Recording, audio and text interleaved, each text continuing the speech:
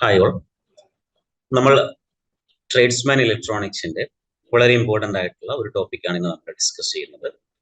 കഴിഞ്ഞ ഏതാനും ട്രേഡ്സ്മാൻ എക്സാമിൽ നിന്ന് ആ ഒരു ടോപ്പിക്കിൽ നിന്ന് എല്ലാവർക്കും അറിയുന്ന ഒരു ടോപ്പിക്കാണ് ആംപ്ലിഫയർ. ഓക്കെ, ആംപ്ലിഫയേഴ്സ് എന്നുള്ള ടോപ്പിക്കാണ് നമ്മൾ ഡിസ്കസ് ചെയ്യുന്നത്. അപ്പൊ ആംപ്ലിഫയേഴ്സിനെ സംബന്ധിച്ചിടത്തോളം നമുക്ക് പല ടൈപ്പ് ആംപ്ലിഫയേഴ്സ് ഉണ്ട് അല്ലെ. ആംപ്ലിഫയേഴ്സ് എന്ന് പറയുമ്പോൾ അത് പല രൂപത്തിലുള്ള ആംപ്ലിഫയേഴ്സിന്റെ ക്ലാസിഫിക്കേഷൻ അങ്ങനെയുള്ള കാര്യങ്ങളൊക്കെ നമുക്ക് എന്ത് ചെയ്യാനുണ്ട്, ഡിസ്കസ് ചെയ്യാനുണ്ട്.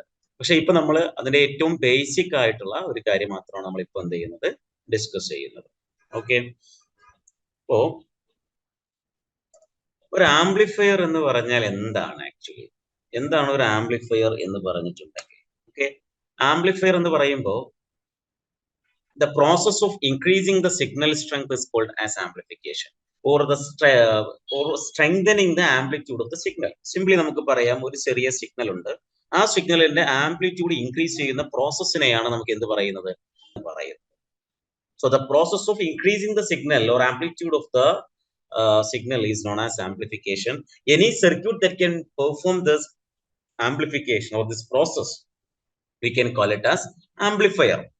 അപ്പോൾ എമംഗ്സ്റ്റ് ഓൾ ഇലക്ട്രോണിക് എക്യുപ്മെന്റ്സ് നമുക്കറിയാം, ഒരുപാട് എല്ലാ ഇലക്ട്രോണിക് എക്യുപ്മെന്റ്സിലൊക്കെ തന്നെ ഇങ്ങനെയുള്ള പിന്നെ ആംപ്ലിഫയേഴ്സ് അഥവാ നമുക്ക് ആംപ്ലിഫൈ ചെയ്യേണ്ടതായിട്ടുള്ള ആവശ്യങ്ങളൊക്കെ ഉണ്ടാവും. But we find the use of amplifiers in medical devices, scientific equipments, automation, military tools, communication, measuring instruments. അങ്ങനെ ഒരുപാട് അപ്ലിക്കേഷൻസ് നമുക്കുണ്ട്. അപ്പൊ എന്തായിരുന്നാലും സിമ്പിളി ഇപ്പൊ നമ്മളൊരു ആംപ്ലിഫയർ എന്ന് പറയുമ്പോൾ ആണെങ്കിൽ ഇത് നമ്മുടെ VI ആണെങ്കിൽ ഇവിടെ നമുക്ക് ഇതിന്റെ ഒരു ഔട്ട്പുട്ട് VO കിട്ടും. ടൈംസ് ദാറ്റ് ഇൻറ്റു VI എന്ന് വെച്ചാൽ A എന്ന് പറഞ്ഞാൽ ഇതിന്റെ ഗെയിൻ ആണ്, VO by VI.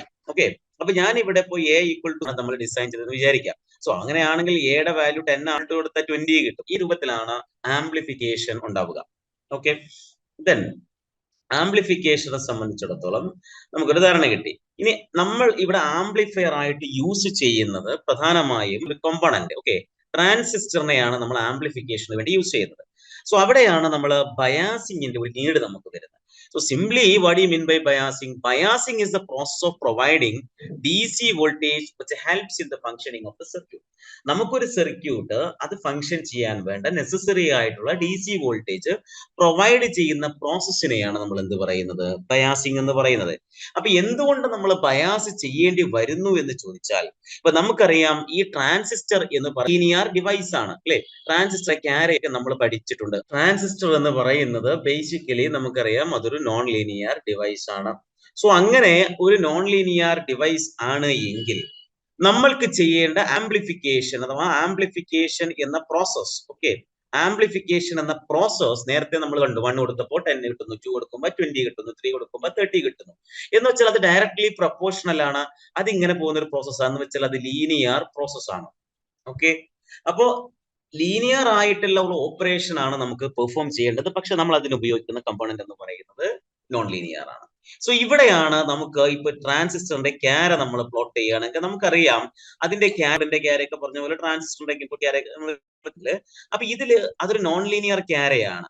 എന്നാൽ അതിന്റെ ഒരു മിഡിൽ പോർഷനിലേക്ക് നമ്മൾ വരുവാണെങ്കിൽ, ഇത്രയും ഒരു പോർഷൻസ് നമ്മൾ എടുക്കുകയാണെങ്കിൽ അത് അവിടെ ഒരു ലീനിയർ ബിഹേവിയർ നമുക്ക് കാണാൻ പറ്റും. സോ അങ്ങനെയാണെങ്കിൽ നമുക്ക് ഇവിടെ നിന്ന് ഈ ഓപ്പറേഷൻ ഇവിടെ ഒന്നും ഓപ്പറേറ്റ് ചെയ്യാണ്ട് ട്രാൻസിസ്റ്റർ നമ്മൾ ഈ ഒരു റീജിയനിൽ മാത്രം ഓപ്പറേറ്റ് ചെയ്യണം എന്ന് വെച്ചാൽ ഇതൊരു ലീനിയർ റീജിയൻ ആണ് അഥവാ ആക്റ്റീവ് റീജിയൻ ആണ്. ഇതിനെയാണ് നമ്മൾ ട്രാൻസിസ്റ്ററിന്റെ ആക്റ്റീവ് റീജിയൻ അല്ലെങ്കിൽ ഫോർവേഡ് ബയാസും അതേപോലെ തന്നെ കലക്ടർ ബേസ് ജംഗ്ഷൻ റിവേഴ്സ് ബയാസും ആകുന്ന റീജിയൻ ആണ് ആക്റ്റീവ് റീജിയൻ ഒക്കെ നമ്മൾ പഠിച്ചിട്ടുണ്ട്. ഓക്കെ, ട്രാൻസിന്റെ ഡിഫറെന്റ് ഓപ്പറേറ്റിംഗ് റീജിയൻ ഉണ്ട്, ആക്റ്റീവ് ഉണ്ട്, കട്ട് ഓഫ് ഉണ്ട്, സാച്ചുറേഷൻ ഉണ്ട്. ഈ മിഡിൽ റീജിയൻ ഇവിടെ മാത്രം നമുക്ക് ഓപ്പറേറ്റ് ചെയ്യണം. അപ്പോൾ entire operation of this transistor നമുക്ക് ഇങ്ങോട്ട് ഷിഫ്റ്റ് ചെയ്യണം. അതിന് നമ്മൾ സം DC ആഡ് ചെയ്യണം. സോ അതിനു വേണ്ടി നമ്മൾ DC വോൾട്ടേജ് ആഡ് ചെയ്താലാണ് ഇങ്ങോട്ട് ഓപ്പറേഷൻ ഷിഫ്റ്റ് ചെയ്യാൻ പറ്റൂ. സോ അതിനെയാണ് നമ്മൾ എന്ത് പറയുന്നത്, ബയാസിംഗ് എന്ന് പറയും. അപ്പൊ എന്തിനാണ് നമ്മൾ ബയാസ് ചെയ്യുന്നത്, ലീനിയർ റീജിയനിലേക്ക് അഥവാ ആ ഒരു എന്തൊരു ഫംഗ്ഷൻ ആണോ ആ പ്രോപ്പർ ഫംഗ്ഷനിങ് ഓഫ് ദ സർക്യൂട്ട്സിന് വേണ്ടി ആ ഒരു ലീനിയർ റീജിയനിലേക്ക് അതിനെ ഷിഫ്റ്റ് ചെയ്യണം. സോ ആ റീജിയൻ എന്താണ് എന്ന് നമുക്ക് ഫിക്സ് ചെയ്യണം. അതിന് നമ്മൾ ഇവിടെ ഒരു സെന്ററിൽ നമ്മളൊരു ക്യൂ പോയിന്റ് ഒക്കെ സെറ്റ് ചെയ്യും. ഇപ്പൊ ഞാനിത് ഇൻപുട്ട് ക്യാരയിലാണ് പറഞ്ഞത്, നമുക്ക് ഔട്ട്പുട്ട് ക്യാരയിലും പറയാം. അപ്പൊ ഇവിടെ ഒരു സെന്ററിൽ നമുക്ക് ഓപ്പറേറ്റിംഗ് പോയിന്റ് അല്ലെങ്കിൽ ക്യൂ പോയിന്റ് എന്നൊക്കെ നമ്മൾ പറയും. Q point, okay, Q point അല്ലെങ്കിൽ ഓപ്പറേറ്റിംഗ് പോയിന്റ് ഒക്കെ പറയാം. അപ്പോ അങ്ങനെ ആ ഒരു പോയിന്റ് ഒരു പെർട്ടിക്കുലർ ആ ഒരു റീജിയനിൽ മാത്രം ഓപ്പറേറ്റ് ചെയ്യാൻ നമുക്ക് അവിടേക്ക് ഫിക്സ് ചെയ്യണം. ഇപ്പൊ ഇനി വൺസ് നമ്മൾ അങ്ങനെ ഫിക്സ് ചെയ്ത് കഴിഞ്ഞാലും, നമ്മൾ ഒരിക്കൽ അങ്ങനെ ഓപ്പറേറ്റിംഗ് പോയിന്റ് ഒക്കെ സെറ്റ് ചെയ്ത് കഴിഞ്ഞാലും പല കാരണങ്ങൾ കൊണ്ട് എന്ത് സംഭവിക്കാം, ആ ബയാസിങ് അല്ലെങ്കിൽ ആ ഒരു ഓപ്പറേറ്റിംഗ് പോയിന്റിൽ നിന്ന് അതിന്റെ ഓപ്പറേഷൻ സ്വിച്ച് ചെയ്യുന്ന അല്ലെങ്കിൽ ഷിഫ്റ്റ് ചെയ്യുന്ന ഒരു അവസ്ഥ ഉണ്ടാവാം. ഓക്കെ, സോ അവിടെ തന്നെ കണ്ടിന്യൂ അവിടെ തന്നെ ഫുൾ ടൈം നമ്മൾ ഒരിക്കലും നമ്മൾ കറക്റ്റ് ആയിട്ട് ഡിസൈൻ ചെയ്തു, നമ്മൾ ഓപ്പറേറ്റിംഗ് പോയിന്റ് ഫിക്സ് ചെയ്തു, ലീനിയർ റീജിയൻ അല്ലെങ്കിൽ ആക്റ്റീവ് റീജിയനിലെ സെൻട്രൽ തന്നെ കറക്റ്റ് ആയിട്ടൊക്കെ നമ്മൾ പ്രോപ്പർ ആയിട്ടൊക്കെ ഫിക്സ് ചെയ്ത് കഴിഞ്ഞാലും പല കാരണങ്ങളാൽ ആ ഓപ്പറേറ്റിംഗ് പോയിന്റിന് അവിടെ വേരിയേഷൻ സംഭവിക്കാം.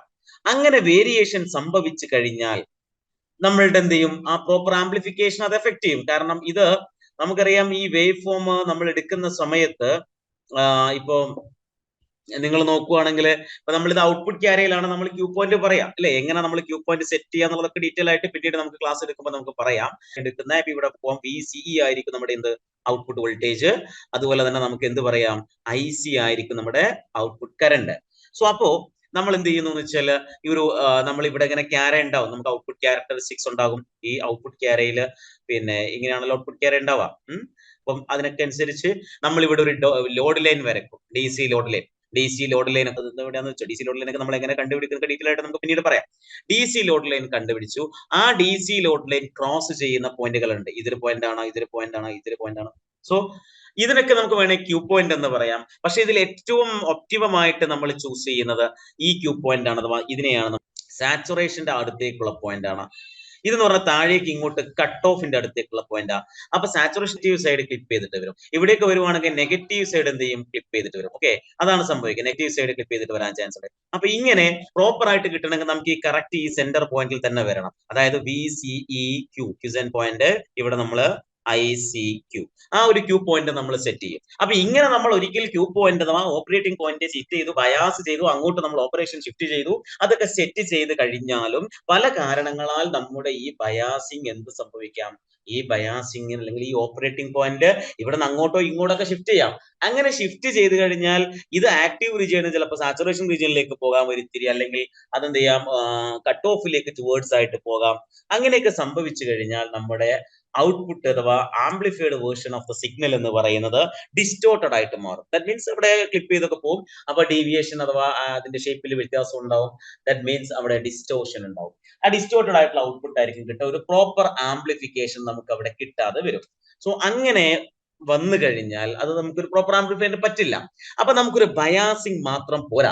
വൺസ് നമ്മൾ ബയാസ് ചെയ്ത് കഴിഞ്ഞാലും ബയാസിങ് എൻഷുർ ചെയ്ത് എന്താണ്, biasing എൻഷുർസ് that the device operates in the required region of operation. Okay, അതോടൊപ്പം തന്നെ സ്റ്റെബിലൈസേഷൻ എന്ന ഒരു കാര്യം കൂടെ നമുക്ക് വേണം. അതിനെ നമുക്ക് സ്റ്റെബിലൈസ് ചെയ്ത് നിർത്തുക കൂടെ വേണം. ഓക്കെ, അപ്പം നമ്മൾ ഒരിക്കൽ ക്യൂ പോയിന്റ് സെറ്റ് ചെയ്താൽ മാത്രം പോരാ, അത് സ്റ്റെബിലൈസ് ചെയ്ത് നിർത്തണം. അപ്പൊ പല കാരണങ്ങളാൽ അതെന്ത് ചെയ്യാം, വൺസ് നമ്മൾ ഫിക്സ് ചെയ്ത് കഴിഞ്ഞാലും അതിൽ വേരിയേഷൻ ഉണ്ടാവാം. അപ്പൊ അത് നമ്മൾ പിന്നെ ആ ഒരു ക്യൂ പോയിന്റ് നമ്മൾ സെറ്റ് ചെയ്തതിന് ശേഷം അതിനവിടെ തന്നെ സ്റ്റെബിലൈസ് ചെയ്ത് നിർത്താൻ വേണ്ടി കൂടെ നമ്മൾ ചെയ്യണം. സോ അതിനെയാണ് സ്റ്റെബിലൈസേഷൻ. അപ്പൊ ബയാസിങ് മാത്രം പോരാ, ബയാസ് സ്റ്റെബിലൈസേഷൻ കൂടെ നമുക്ക് വേണം. ഓക്കെ, അപ്പൊ അതില് എന്താണ് ഈ സ്റ്റെബിലിറ്റിയെ അഫക്ട് ചെയ്യുന്ന ഫാക്ടേഴ്സ് എന്നൊക്കെ ചോദിച്ചു കഴിഞ്ഞാൽ പല ഫാക്ടേഴ്സ് എഫക്ട് ചെയ്യും. അതിലൊന്നെന്ന് പറഞ്ഞിട്ടുണ്ടെങ്കിൽ നമുക്കറിയാം ടെമ്പറേച്ചറിൽ പ്രധാനപ്പെട്ട ഒരു കാര്യമാണ് variation in temperature, fluctuations in power supply, fluctuations in power supply, power സപ്ലൈയിൽ ഉണ്ടാകുന്ന ഫ്ലക്ച്വേഷൻസ് അവിടെ എഫക്ട് ചെയ്യാം. അതുമല്ലെങ്കിൽ നമ്മുടെ കമ്പോണൻസിന്റെ ഏജിങ്ങിന്റെ കാലപ്പഴക്കം, അതെല്ലാം സ്റ്റെബിലിറ്റിയെ ഡിപ്പെൻഡ് ചെയ്യുന്ന കാര്യങ്ങളാണ്. സോ അതിൽ തന്നെ ഏറ്റവും ഇമ്പോർട്ടന്റ് ആയിട്ടുള്ള കാര്യം ടെമ്പറേച്ചറിന്റെ ഡിപ്പെൻഡൻസിയാണ്. ഈ ടെമ്പറേച്ചറിന്റെ ഡിപ്പെൻഡൻസി വളരെ കുറച്ചുകൂടെ ഇമ്പോർട്ടന്റ് ആണ്. അപ്പൊ ബയാസിങ് നമ്മൾ ചെയ്യുന്നത് കറക്റ്റ് ആയിട്ടുള്ള ഒരു പ്രോപ്പർ ഓപ്പറേറ്റിംഗ് പോയിന്റ് സെറ്റ് ചെയ്യുന്നതും അതോടൊപ്പം തന്നെ in order to stabilise it against any variations, ഈ പറഞ്ഞിട്ടുള്ള ഏത് വേരിയേഷനും. അത് മാത്രമല്ല തെർമൽ റണ്ണവേ ഒക്കെ സംഭവിക്കും. നമുക്കറിയാം തെർമൽ റണ്ണവേ എന്ന് പറഞ്ഞൊരു സംഭവമൊക്കെ ഉണ്ട്. അപ്പം അതിലേക്ക് ഈ തെർമൽ റണ്ണവേ എന്ന് പറഞ്ഞത് എന്താണെന്ന് വെച്ചാൽ നമ്മൾ ടെമ്പറേച്ചർ റണ്ണവേ എന്നൊക്കെ പറയും. അപ്പൊ തെർമൽ റണ്ണവേ എന്നൊക്കെ നമുക്ക് വരാതെ അതിനെ സ്റ്റെബിലൈസ് ചെയ്ത് നിർത്തുന്ന കാര്യമാണ്. അതായത് നമുക്കിപ്പോ ടെമ്പറേച്ചർ കൂടുകയാണെങ്കിൽ, ടെമ്പറേച്ചർ കൂടുമ്പോൾ നമ്മുടെ മൈനോറിറ്റി കാരിയസിന്റെ ജനറേഷൻ കൂടും, അഥവാ തെർമൽ ജനറേഷൻ കൂടും. അങ്ങനെ തെർമൽ ജനറേഷൻ കൂടി കഴിഞ്ഞാൽ കറണ്ട് കൂടുമ്പോൾ ടോട്ടൽ കലക്ടർ കറണ്ട് കൂടും. ടോട്ടൽ കലക്ടർ കറണ്ട് കൂടി കഴിഞ്ഞാൽ IC² × RC എന്ന് പറയുന്ന ഹീറ്റിംഗ് എഫക്ട് അല്ലെങ്കിൽ അവിടുത്തെ ഡിസിപ്പേഷൻ ദാറ്റ് ഇൻടു T, അതല്ല ഹീറ്റിംഗ് എഫക്ട്. അപ്പൊ ഹീറ്റിംഗ് എഫക്ട് കൂടും. ഹീറ്റ് കൂടി കഴിഞ്ഞാൽ വീണ്ടും ഇന്റേൺ എന്ത് ചെയ്യുന്നു, ടെമ്പറേച്ചർ കൂടും. സോ ഇത് ഇങ്ങനെ സൈക്ലിക് ആയിട്ട് നടന്ന് അവസാനം ട്രാൻസിസ്റ്റർ ബേൺ ചെയ്ത് പോകും, കത്തിപ്പോകും. അതിനെയാണ് നമ്മൾ തെർമൽ നോർമൽ റണ്ണവേ. അപ്പൊ അങ്ങനെയൊന്നും പോവാണ്ട് സ്റ്റെബിലൈസ് ചെയ്ത് നിർത്താനും ഒക്കെ നമുക്ക് എന്ത് വേണം? ബയാസിങ് വേണം. അപ്പൊ ഈ കൂട്ടത്തിൽ തന്നെ ഈ പാരാമീറ്റേഴ്സിൽ തന്നെ ഏറ്റവും പ്രധാനപ്പെട്ട ടെമ്പറേച്ചർ വേരിയേഷൻ ആണ്. ആ ടെമ്പറേച്ചർ വേരിയേഷൻ അഥവാ ചേഞ്ച് ഇൻ ടെമ്പറേച്ചർ, ഈ ടെമ്പറേച്ചർ കൊണ്ടുണ്ടാകുന്ന വേരിയേഷൻ എന്ന് പറയുന്നത് ചേഞ്ച് ഇൻ ടെമ്പറേച്ചർ കാസസ് എന്താണ്? ടെമ്പറേച്ചറിൽ ഉണ്ടാകുന്ന ചേഞ്ചസ് വീണ്ടും 3 വേരിയേഷന് കാരണമാകും. ഒന്നുകിൽ നേരത്തെ ഞാൻ പറഞ്ഞല്ലോ മൈനോറിറ്റി കാരിയേഴ്സിന്റെ ജനറേഷന് കാരണമാകും, അതുപോലെ തന്നെ ബീറ്റയിൽ വേരിയേഷൻ വരാൻ കാരണമാകും, അതുപോലെ തന്നെ VBEയിലും വേരിയേഷൻ വരാൻ കാരണമാകും. ഓക്കെ, ഈ 3 കാര്യങ്ങൾ വേരിയേഷൻ വരും. അതായത് നമുക്ക് ലീക്കേജ് കറണ്ട് പറയാം. ICO എന്ന് പറയുന്ന ലീക്കേജ് കറണ്ട് ഓരോ 10 ഡിഗ്രി സെൽഷ്യസ് ഇൻക്രീസ് ചെയ്ത് കഴിഞ്ഞാലും ICOയുടെ വാല്യൂ ഡബിൾ ആവും. അപ്പൊ ICO മാറുമ്പോൾ IC മാറും. IC മാറിക്കഴിഞ്ഞാൽ നമ്മുടെ ക്യൂ പോയിന്റ് മാറിപ്പോകും. ഓക്കെ, അതുപോലെ VBE എന്ത് ചെയ്യുന്നു? VBE നമുക്ക് ഒരു 2.5 മില്ലി വോൾട്ട് പെർ ഡിഗ്രി റൈസിൽ 2.5 മില്ലി വോൾട്ട് VBE താഴും. അപ്പൊ അതനുസരിച്ച് ചേഞ്ച് ഉണ്ടാവാം. അതുപോലെ തന്നെ ബീറ്റയും ടെമ്പറേച്ചറിനനുസരിച്ച് മാറാം. അപ്പൊ ഇതൊക്കെ നമുക്കൊന്ന് അത് എത്രത്തോളം അതിന്റെ എഫക്ട് ഉണ്ട് എന്ന് കാണിക്കാനും, നമ്മൾ ഉണ്ടാക്കുന്ന ഒരു ഒരു ബയാസിംഗ് നെറ്റ്വർക്കിന് എത്രത്തോളം സ്റ്റെബിലിറ്റി ഉണ്ട് എന്നറിയാനൊക്കെ സ്റ്റെബിലിറ്റി ഫാക്ടേഴ്സ് എന്ന് പറയുന്ന ഒരു സംഭവമുണ്ട്. സ്റ്റെബിലിറ്റി ഫാക്ടേഴ്സ് ഒക്കെ നമ്മൾ ഡിഫൈൻ ചെയ്യും. സ്റ്റെബിലിറ്റി ഫാക്ടർ സ്റ്റെബിലിറ്റി ഫാക്ടർ നമ്മൾ സ്റ്റെബിലിറ്റി ഫാക്ടർ നമ്മൾ ഡിഫൈൻ ചെയ്യുന്നത് ΔIC/ΔICO എന്ന് പറയുന്ന ഒരു സ്റ്റെബിലിറ്റി ഫാക്ടർ, അല്ലെങ്കിൽ ΔIC കലക്ടർ കറണ്ടിൽ ഉണ്ടാകുന്ന change with respect to the leakage current, അത് ഒരു സ്റ്റെബിലിറ്റി ഫാക്ടർ ആണ്. അതുപോലെ മറ്റൊരു സ്റ്റെബിലിറ്റി ഫാക്ടർ ആണ് S' എന്ന് പറഞ്ഞിട്ട് നമ്മൾ അത് വിത്ത് റെസ്പെക്ട് എന്നൊക്കെ പറയും. ഓക്കെ, അത് ΔIC/ΔVBE എന്ന രൂപത്തിൽ. അതുപോലെ തന്നെ S" എന്ന് പറഞ്ഞ സ്റ്റെബിലിറ്റി ഫാക്ടർ നമുക്ക് പറയാം ΔIC/Δβ with respect to beta. കാരണം ടെമ്പറേച്ചർ കൊണ്ടുണ്ടാകുന്ന പ്രധാനപ്പെട്ട എഫക്ട് 3 നമ്മൾ പറഞ്ഞു. അപ്പൊ അത് നമുക്ക് ΔIC/Δβ. അതായത് ഈ സമയത്ത് മറ്റു രണ്ടും കോൺസ്റ്റന്റ് ആണെന്ന് വെക്കണം, ICOയും VBയും. ഈ സമയത്ത് ICOയും ബീറ്റയും കോൺസ്റ്റന്റ് ആണെന്ന് വെക്കണം. ഇവിടെ നമ്മൾ അതായത് അറ്റ് ഈ സമയത്ത് എന്ത് ചെയ്യണം? VBE equal to 0 and ΔICO equal to 0 and Δβ equal to 0. ഈ സമയത്ത് ΔICO ഈക്വൽ ടു 0 അതിലാണ്. അപ്പൊ ഏതായിരുന്നാലും സ്റ്റെബിലിറ്റി ഫാക്ടറിന്റെ വാല്യൂ എന്ന് പറയുന്നത്, സ്റ്റെബിലിറ്റി ഫാക്ടറിന്റെ വാല്യൂ എത്രത്തോളം താഴേക്ക് പോകുന്നു ബെറ്റർ സ്റ്റെബിലിറ്റി ആയിരിക്കും ഉണ്ടാവുക. ഓക്കെ, അതൊക്കെ നമുക്ക് ഡീറ്റെയിൽ ആയിട്ട് ഓരോ ബയാസിംഗ് എടുത്ത് പറയാം. ഞാനിപ്പോ ഇവിടെ വോൾട്ടേജ് ഡിവൈഡർ ബയാസിംഗ് മാത്രം പറയാം. കാരണം നമുക്ക് ഏറ്റവും ഇമ്പോർട്ടന്റ് ആയിട്ടുള്ള ഒരു ബയാസിംഗ് ആണ് വോൾട്ടേജ് ഡിവൈഡർ ബയാസിംഗ്, അല്ലെങ്കിൽ പൊട്ടൻഷ്യൽ ഡിവൈഡർ ബയാസ് എന്നൊക്കെ പറയുന്നത്. എന്തുകൊണ്ടാന്ന് വെച്ചാൽ ഫിക്സഡ് ബയാസിനെയും അതുപോലെ തന്നെ കലക്ടർ ടു ബേസ് ബയാസിനെയൊക്കെ വെച്ച് കമ്പയർ ചെയ്യുമ്പോൾ ഇതിന്റെ stability factor approximately equal to 1ലേക്ക് നമുക്ക് കൊണ്ടുവരാൻ പറ്റും. എന്ന് വെച്ചാൽ അത്രയും മിനിമൈസ് ചെയ്യാൻ കഴിയും. ഒരു ബെറ്റർ സ്റ്റെബിലിറ്റി നമുക്ക് അതിൽ കിട്ടും. ഒരു നല്ല സ്റ്റെബിലിറ്റി ഉള്ള ബയാസിങ്ങിനെയാണ് നമ്മൾ വോൾട്ടേജ് ഡിവൈഡർ ട്രാൻസിസ്റ്ററിനെ ബയാസ് ചെയ്യാൻ വേണ്ടിയിട്ട് നമ്മൾ ഇവിടെ ഒരു R1 R2 എന്ന് പറയുന്ന ഒരു പൊട്ടൻഷ്യൽ ഡിവൈഡർ നെറ്റ്വർക്ക് യൂസ് ചെയ്യും. അതായത് ഇവിടെ നമുക്ക് പ്ലസ് VCC എന്ന് പറയുന്ന സപ്ലൈ ഉണ്ട്, അതും നമ്മുടെ ഇതിന്റെ ഇടയിൽ R1 R2 എന്ന് പറയുന്ന ഈ പൊട്ടൻഷ്യൽ ഡിവൈഡർ നെറ്റ്വർക്ക് സ്പ്ലിറ്റ് ചെയ്യും. അതുകൊണ്ടാണ് വോൾട്ടേജ് ഡിവൈഡർ ബയാസ് എന്ന് പറയുന്നത്. ഓക്കെ, പിന്നെ നമുക്കിവിടെ RC ഉണ്ട്, ഇവിടെ നമുക്ക് എന്തുണ്ടാവും? RE ഉണ്ട്. ഇത്രയുമാണ് നമ്മുടെ ഒരു വോൾട്ടേജ് ഡിവൈഡർ ബയാസിംഗ് എന്ന് പറയുന്നത്. അപ്പൊ ഈ വോൾട്ടേജ് ഡിവൈഡർ ബയാസിംഗിന് വേണ്ടി നമുക്ക് ഇവിടെ ഒരു പ്രോപ്പർ ആയിട്ട്, അതായത് ഇവിടെ നമുക്ക് വോൾട്ടേജ് ഡിവിഷൻ റൂൾ ഉപയോഗിച്ചിട്ട് ഇവിടുത്തെ വോൾട്ടേജ് കണ്ടുപിടിക്കുക. ഇവിടുത്തെ അല്ലെ R2 divided by R1 plus R2, അത്രയും വോൾട്ടേജ് ആണ് ഇവിടെ വരിക. അപ്പൊ അങ്ങനെ ഒരു പ്രോപ്പർ വോൾട്ടേജ് അവിടെ കൊടുത്തുകൊണ്ട്, DC വോൾട്ടേജ് കൊടുത്തുകൊണ്ട് നമ്മൾ അതിനെ ബയാസ് ചെയ്യുകയാണ് പൊട്ടൻഷ്യൽ ഡിവൈഡർ ബയാസ് എന്നൊക്കെ പറയുന്നത്. അപ്പൊ ഈ വോൾട്ടേജ് ഡിവൈഡർ ബയാസിലേക്ക് വരുന്ന സമയത്ത് ഇവിടെ ഏറ്റവും നല്ല ഒരു ബയാസിംഗ് അതിന് പ്രൊവൈഡ് ചെയ്യാൻ കഴിയും. ഇതിനെ നമ്മൾ തെവനൈസ് ചെയ്തൊക്കെ, ഇതിനെ തെവനിൻ ഈക്വലന്റ് സർക്യൂട്ട് ആക്കി മാറ്റും. അതായത് ഈ 2 പോയിന്റിൽ ഓപ്പൺ ചെയ്തിട്ട് എടുത്ത തെവനിൻ ഈക്വലന്റ് വോൾട്ടേജ് എന്ന് പറഞ്ഞാൽ VThevenin VCC × R2 divide by R1 plus R2. പിന്നെ ഇതിന് പാരലൽ ആയിട്ട് നമുക്കൊരു ഇതിന് കറസ്പോണ്ടിങ് ഒരു തെവനിൻ ഈക്വലന്റ് റെസിസ്റ്റൻസ് കൊടുക്കുക, R Thevenin എന്ന് പറഞ്ഞിട്ടുണ്ടെങ്കിൽ എന്തായിരിക്കും? ഇതിൽ R Thevenin എന്ന് പറഞ്ഞിട്ടുണ്ടെങ്കിൽ R1 പാരലൽ R2 എന്ന് വരും. സോ അങ്ങനെ ഒരു തെവനിൻ വോൾട്ടേജും തെവനിൻ ഈക്വലന്റ് സർക്യൂട്ടും വെച്ചിട്ട് നമ്മൾ ഇതിനെ റീപ്ലേസ് ചെയ്തിട്ടൊക്കെയാണ് നമ്മൾ ഇത് അനലൈസ് ചെയ്യുക. ഓക്കെ, RC, ഇവിടെ നമുക്ക് RE, ഇവിടെ നമ്മുടെ VCC. ഓക്കെ, അപ്പോൾ അങ്ങനെയൊക്കെ നമ്മൾ ചെയ്ത് അതിന്റെ ഡെറിവേഷൻ ഒക്കെ ഉണ്ട്. ഡീറ്റെയിൽ ആയിട്ട് നമുക്ക് ആ ഡെറിവേഷനിലേക്ക് ഒന്നും പോകേണ്ട കാര്യമില്ല. അപ്പൊ നമ്മൾ ഇതിന്റെ ബയാസിംഗിന്റെ ഇക്വേഷൻസും കാര്യങ്ങളൊക്കെ ചെയ്ത് കഴിഞ്ഞാൽ ഏറ്റവും നല്ല ഒരു ബയാസിംഗ് ആയിട്ട്, അഥവാ ഇതിന്റെ സ്റ്റെബിലിറ്റി ഫാക്ടർ നമുക്ക് കിട്ടുക S = 1 + RB/RE എന്ന രൂപത്തിൽ നമുക്ക് ബയാസിംഗ്, അഥവാ നമ്മൾ ആദ്യം ഇവിടെ ICയുടെ ഇക്വേഷൻ എഴുതും. ICയുടെ ഇക്വേഷൻ എഴുതിയിട്ട് നമ്മൾ ΔIC/ΔICO ഡിഫറൻഷിയേറ്റ് ചെയ്താൽ മതി. അങ്ങനെ നമ്മൾ ഡിഫറൻഷിയേറ്റ് ചെയ്ത് നമുക്ക് KVL അപ്ലൈ ചെയ്യാം. ഇതിലൂടെ നമ്മൾ KVL അപ്ലൈ ചെയ്യുന്നു. ഓക്കെ, അതേപോലെ ഇവിടെയും നമ്മൾ KVL അപ്ലൈ ചെയ്യുന്നു. ഇവിടെ നമ്മൾ KVL ഒക്കെ അപ്ലൈ ചെയ്യുന്ന സമയത്തും ഇവിടെ VCC = IC RC പ്ലസ് ഇവിടുത്തെ VCE, ഈ 2 പോയിന്റ് ക്രോസ് ഉള്ള വോൾട്ടേജ് VCE ആക്റ്റീവ് പ്ലസ് ഇവിടെ എന്ത് വരുന്നു ഐ സിയും 2 കറണ്ട് കൂടെ വരും അല്ലെ, ഐ ബിയും വരും. ഈ 2 കറണ്ടും കൂടെ സം ചെയ്തിട്ട് വരിക. അതായത് ഐ സി പ്ലസ് ഐ ബിന്റെ അപ്രോക്സിമേറ്റ്ലി നമുക്ക് ഐ ബി നെഗ്ലക്ട് ചെയ്യാം ഇൻറ്റു ആർ ഇ എന്ന രൂപത്തിലൊക്കെ വരും. അതേപോലെ ഇവിടെ നമുക്ക് ഈ സൈഡിൽ നമ്മൾ ഇൻപുട്ട് ലൂപ്പിൽ അപ്ലൈ ചെയ്ത് കഴിഞ്ഞാൽ നമുക്ക് ഇക്വേഷൻ ഒക്കെ കിട്ടും. അപ്പം അതുപോലെ നമുക്ക് ഐ സി ഈക്വൽ ടു നമ്മുടെ beta I B plus 1 plus beta into I C എന്നുള്ള ഇക്വേഷൻ ഉണ്ട്. ഇതിനെയൊക്കെ നമ്മൾ ഡിഫറൻഷിയേറ്റ് ചെയ്ത് നമ്മൾ ഈ സ്റ്റെബിലിറ്റി ഫാക്ടർ കണ്ടുപിടിക്കണം. ഓക്കെ, അങ്ങനെ കണ്ടുപിടിച്ചാൽ S equal to 1 plus R B by R എന്ന് കിട്ടും. അപ്പൊ ഇവിടെ നമുക്ക് ആർ ഇയുടെ വാല്യൂ നമുക്ക് എത്രത്തോളം നമ്മൾ ഇൻക്രീസ് ചെയ്യുന്നു അത്രത്തോളം നമുക്ക് ഈ ഹോൾ ഫംഗ്ഷൻ കുറഞ്ഞു വരും അല്ലെ, ഹോൾ ഫംഗ്ഷൻ കുറഞ്ഞു വരും. അങ്ങനെ കുറഞ്ഞു വന്നാൽ ഇത് അപ്രോക്സിമേറ്റ്ലി ഈക്വൽ ടു 1 വരും. അതുകൊണ്ടാണ് ഇതിന്റെ സ്റ്റെബിലിറ്റി നമുക്ക് മാക്സിമം ഇംപ്രൂവ് ചെയ്യാൻ പറ്റും എന്ന് നമ്മൾ പറയുന്നത്. സോ അപ്പൊ ഇവിടുന്ന് നമുക്ക് വേണമെങ്കിൽ ഈ ഇക്വേഷൻ നമ്മൾ എടുക്കുകയാണെങ്കിൽ ഇവിടുന്ന് നമുക്ക് ഐ ബിക്ക് ഒരു എക്സ്പ്രഷൻ കിട്ടും. ഇവിടുന്ന് നമുക്ക് ഈ ഇക്വേഷൻ ഇവിടെ നമ്മൾ ഇത് ഓപ്പൺ ചെയ്യുക. ഈ ഇക്വേഷൻ നമ്മൾ ഓപ്പൺ ചെയ്ത് കഴിഞ്ഞാൽ നമുക്ക് ഇവിടെ ഇതായത് വി തെവനിൻ ഇവിടെ നമുക്ക് ഇവിടെ ലൂപ്പ് അപ്ലൈ ചെയ്യാം. ഇവിടെ ലൂപ്പ് അപ്ലൈ ചെയ്ത് കഴിഞ്ഞാൽ എന്താ കിട്ടുക, V Thevenin equal to I B, ഇതിന് വേണം ഐ ബി എന്ന് എഴുതാം, I B into R Thevenin. Okay, I B into R Thevenin plus പിന്നെ എന്താ വരുക, ഇവിടുത്തെ കറണ്ട് എന്ന് പറഞ്ഞാൽ ഇത് രണ്ടും കൂടെ കൂടിയിട്ടുള്ളതാണ് അല്ലെ, I B plus I C into R E എന്ന് വരും. സോ ഇവിടുന്ന് നമ്മുടെ ഈ V Thevenin minus I C R E divided by R B plus R E എന്ന് കിട്ടും. ഇതിനെ പുറത്തേക്ക് എടുത്താൽ അതായത് ഈ ഒരു ഇക്വേഷൻ നമുക്ക് ഇവിടുന്ന് കിട്ടും. ഓക്കെ, അപ്പൊ ഇതിൽ നമ്മൾ മനസ്സിലാക്കേണ്ടത് എന്താണെന്ന് വെച്ചാൽ ഈ ആർ ഇയുടെ വാല്യൂ ഇൻക്രീസ് ചെയ്യുമ്പോൾ നമ്മൾ പറഞ്ഞല്ലോ തെർമൽ റണ്ണവേ ഇല്ലാതാക്കുന്നു, അത്രയും സ്റ്റെബിലൈസേഷൻ കൊടുക്കുന്നു. എങ്ങനെയാണ് അത് കൊടുക്കുന്നത് മാത്തമാറ്റിക്കലി മനസ്സിലാക്കാൻ വേണ്ടി ഞാൻ പറയുവാണ്. ഈ നിങ്ങൾ ഇവിടെ ആർ ഇ ഇൻക്രീസ് ചെയ്യുമ്പോൾ സ്റ്റെബിലിറ്റി കൂടും, സ്റ്റെബിലിറ്റി ഫാക്ടർ കുറയുന്നൊക്കെ പറഞ്ഞു. ഈ ആർ ഇ ഇൻക്രീസ് ചെയ്ത് കഴിഞ്ഞാൽ ഈ ഐ സി ആർ ഇ എന്നുള്ള ടേം ഇൻക്രീസ് ചെയ്യും. ഓക്കെ, ഇവിടെ ബാക്കി എല്ലാ ടേമും ഫിക്സഡ് വാല്യൂ ആണ്. ഐ ബി എന്തായിരിക്കും, ഇതിൽ നിന്ന് കുറയ്ക്കുന്ന ഒരു സാധനമാണ് കൂടുന്നത്, വി തെവനിൽ നിന്ന് കുറക്കുന്ന സാധനമാണ് കൂടുന്നത്. അപ്പൊ ഹോൾ ഫംഗ്ഷൻ ഐ ബി കുറയുകയാണ് ചെയ്യുക. അപ്പൊ നമ്മൾ നേരത്തെ പറഞ്ഞ ടെമ്പറേച്ചർ കൂടുമ്പോൾ സ്വാഭാവികമായിട്ടും എന്ത് സംഭവിക്കുന്നു, ഐ സി ഒ കൂടും, ഐ സി ഒ കൂടുമ്പോൾ ഐ സി കൂടും, തെർമൽ റണ്ണവേ സംഭവിക്കുന്ന പറഞ്ഞത്. എന്നാൽ ഇവിടെ വേറൊരു കാര്യം സംഭവിക്കും. അതായത് ഇവിടെ കണ്ട ഐ സി കൂടുമ്പോൾ ഐ സി കൂടുന്ന സമയത്ത് എന്ത് സംഭവിക്കും, ഐ സി കൂടുന്ന സമയത്ത് എന്ത് സംഭവിക്കുന്നുണ്ട്, വേറൊരു പാത്തിലേക്ക് വരികയാണ്. ഐ സി കൂടുന്ന സമയത്ത് ഐ ബി കുറയും. മനസ്സിലായോ, ഐ ബി കുറയും. ഐ ബി കുറഞ്ഞ ഈ ഐ സി ഈക്വൽ ടു എന്താണ്, I C equal to beta I B എന്നാണ്. സ്വാഭാവികമായിട്ടും ഐ സി കുറയും. അപ്പൊ ആ കൂടുന്നതിനെ കൗണ്ടർ ബാലൻസ് ചെയ്യും. അങ്ങനെ നമുക്ക് തെർമൽ സ്റ്റെബിലിറ്റി കിട്ടും. അതുകൊണ്ടാണ് മാത്തമാറ്റിക്കലി നമ്മൾ അത് മനസ്സിലാക്കുന്നത്. അപ്പോൾ അതുകൊണ്ട് തന്നെ തെർമൽ സ്റ്റെബിലിറ്റി കിട്ടും, നല്ലൊരു സ്റ്റെബിലൈസേഷൻ ഒക്കെ പ്രൊവൈഡ് ചെയ്യാൻ ഇതിന് സാധിക്കും എന്നുള്ളതാണ് ഈ ബയാസിംഗ്.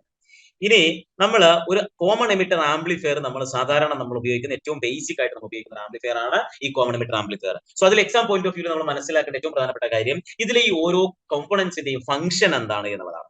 അതായത് ഇവിടെ ഇപ്പൊ R1 R2 പൊട്ടൻഷ്യൽ ഡിവൈഡർ ഉണ്ട്, RC RE ഇത്രയും കാര്യങ്ങളുണ്ട്.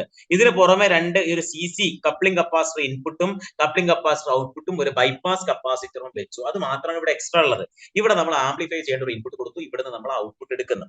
അപ്പൊ നമുക്ക് ഇതിൽ പറയാം R1 R2 VCC. ഓക്കെ, ഇത് മൂന്നും കൂടിയിട്ട് എന്താണ് ചെയ്യുന്നത്, അത് പ്രൊവൈഡ് നെസസറി ബയാസിംഗ്. ഓക്കെ, നമുക്ക് വോൾട്ടേജ് ഡിവൈഡർ ബയാസിംഗ്.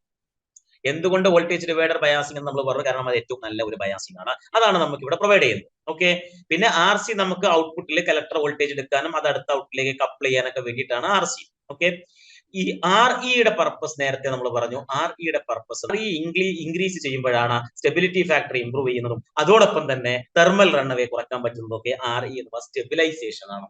ഓക്കെ, അതാണ് അതിൽ പ്രധാനപ്പെട്ട കാര്യം. പിന്നീട് നമുക്കിവിടെ മനസ്സിലാക്കേണ്ടത് CC ഇൻ ഉണ്ട്, അതുപോലെ CC ഔട്ട് ഉണ്ട്.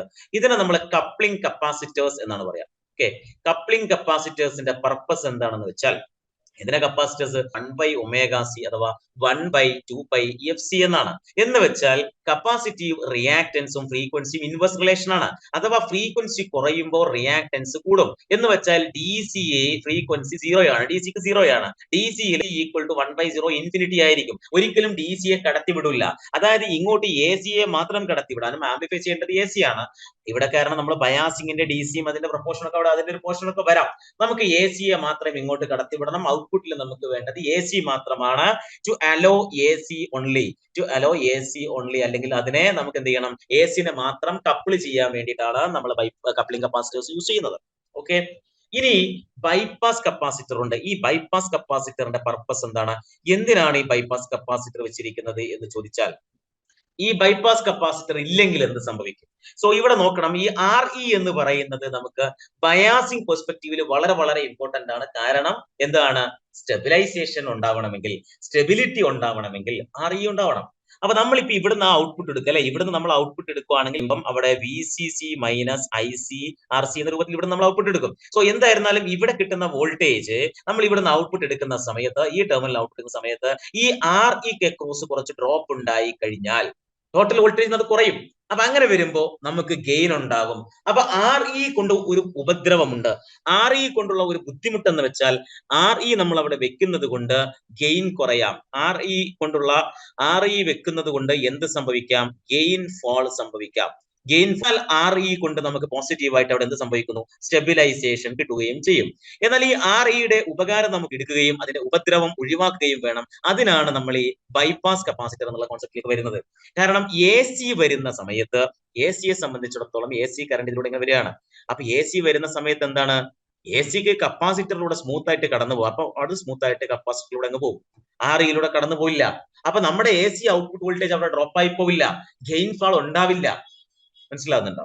AC വരുമ്പോ ബൈപ്പാസ് ചെയ്ത് പോയിക്കോളും. ബയാസിംഗ് പെർസ്പെക്റ്റീവിൽ DC ആണ് വരുന്നത്. ആ DC സിഗ്നൽ വരുന്ന സമയത്ത് DC ആര് കടത്തിവിടൂല? കപ്പാസിറ്റർ കടത്തിവിടൂല. അപ്പൊ REക്ക് അക്രോസ് ഡ്രോപ്പ് ഉണ്ടാവും. അത് നമുക്ക് തെർമൽ റൺഅവേ എന്ന് പ്രിവെന്റ് ചെയ്യാനും സ്റ്റെബിലിറ്റി കിട്ടാനും ഒക്കെ കാരണമാവുകയും ചെയ്യും REക്ക് അക്രോസ് ഡ്രോപ്പ് ഉണ്ടാവുമ്പോൾ. അപ്പൊ ഈ DC ഡ്രോപ്പ് അവിടെ വേണം, പക്ഷെ AC ഇപ്പുറത്തൂടെ ബൈപ്പാസ് ചെയ്തു പോകും. അതാണ് ബൈപ്പാസിന്റെ നീഡ് അഥവാ ബൈപ്പാസിന്റെ പർപ്പസ്. ഓക്കെ, പിന്നെ RC നമുക്ക് ഔട്ട്പുട്ട് എടുക്കാനും ഇതൊക്കെയാണ്. പിന്നെ ഇവിടെ നമ്മൾ ഇവിടുന്ന് ഔട്ട്പുട്ട് വോൾട്ടേജ് എടുക്കുകയാണെങ്കിൽ, VO എടുക്കുകയാണെങ്കിൽ എന്താ വരിക? VCC മൈനസ് IC RC എന്നാണ് വരിക.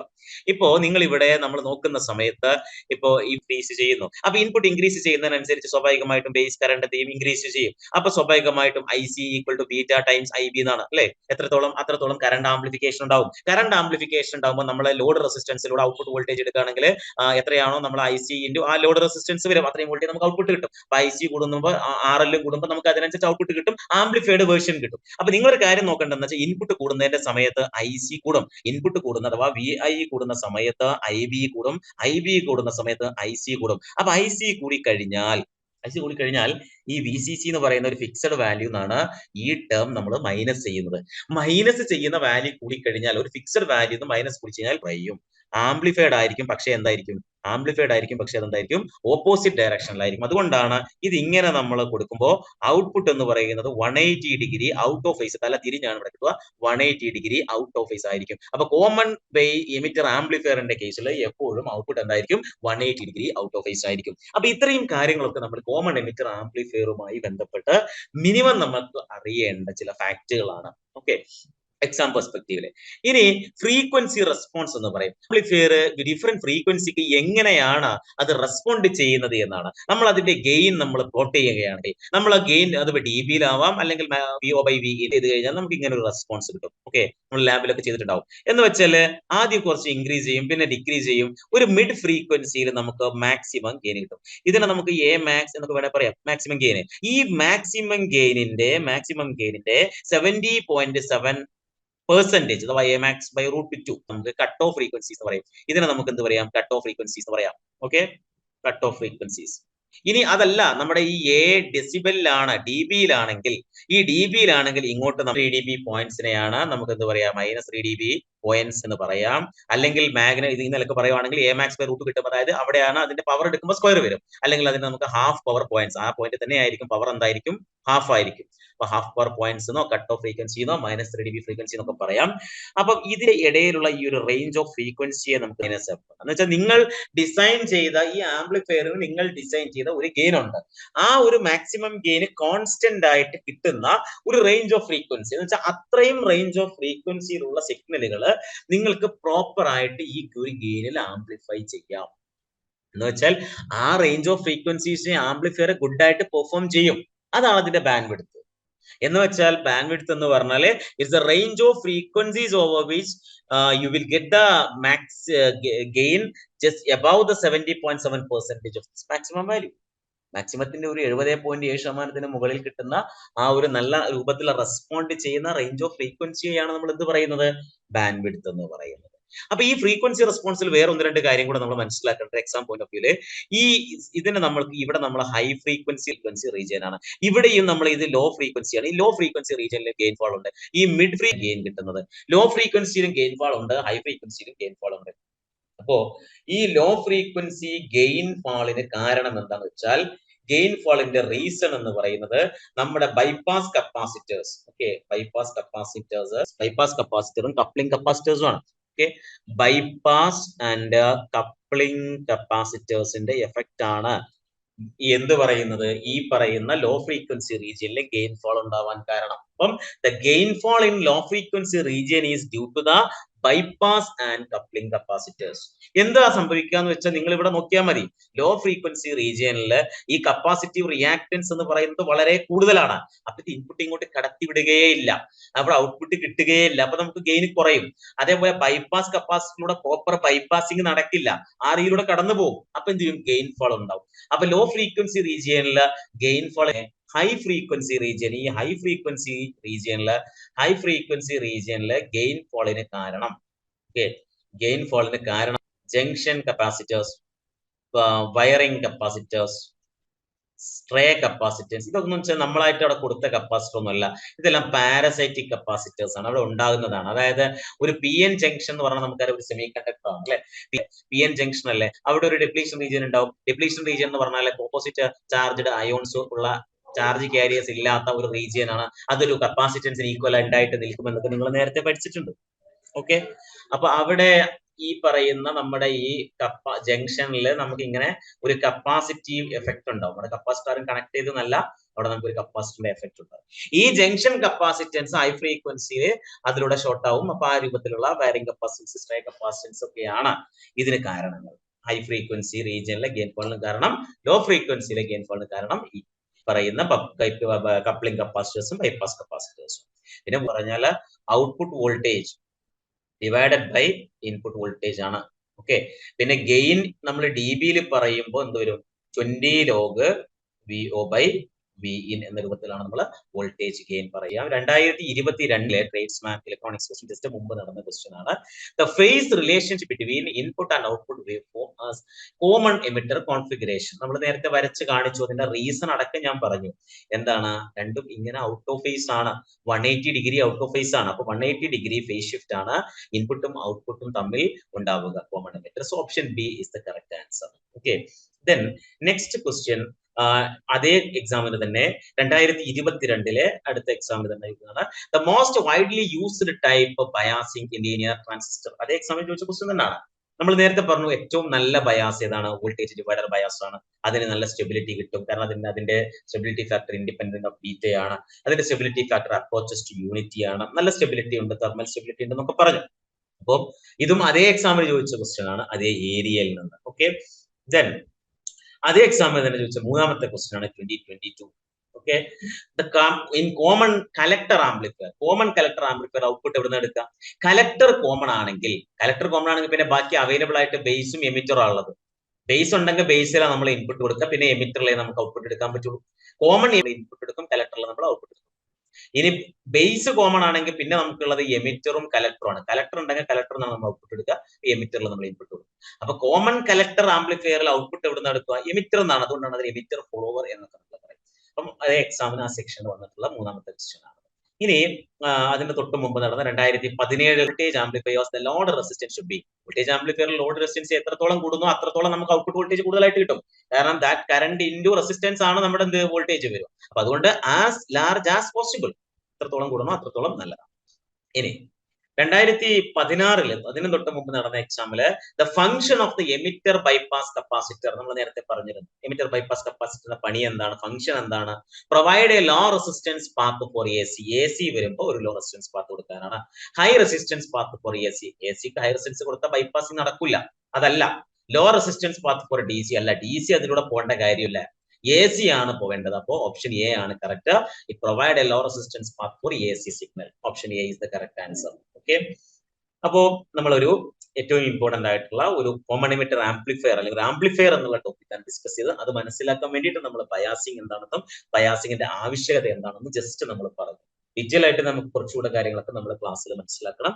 അപ്പൊ ഒരു ചെറിയ ആ ടോപ്പിക്കിൽ നിന്ന് തന്നെ കഴിഞ്ഞ ട്രേഡ്സ്മാൻ എക്സാമിന് മാത്രം ചോദിച്ചിട്ടുള്ള ക്വസ്റ്റ്യൻസ് മാത്രമാണ് ഞാൻ ഇവിടെ വെച്ചിട്ടുള്ളത്. ഈ രൂപത്തിൽ നമുക്ക് ഓരോ ടോപ്പിക്കും നമ്മൾ അതിന്റെ കോൺസെപ്റ്റ് മനസ്സിലാക്കിക്കൊണ്ട് പഠിച്ചു കഴിഞ്ഞാൽ വളരെ നല്ല രൂപത്തിൽ നമുക്ക് നല്ലൊരു മാർക്കോടുകൂടെ നമുക്ക് ഈ ഒരു എക്സാം ക്രാക്ക് ചെയ്യാൻ സാധിക്കുന്നതാണ്. Okay, thank you.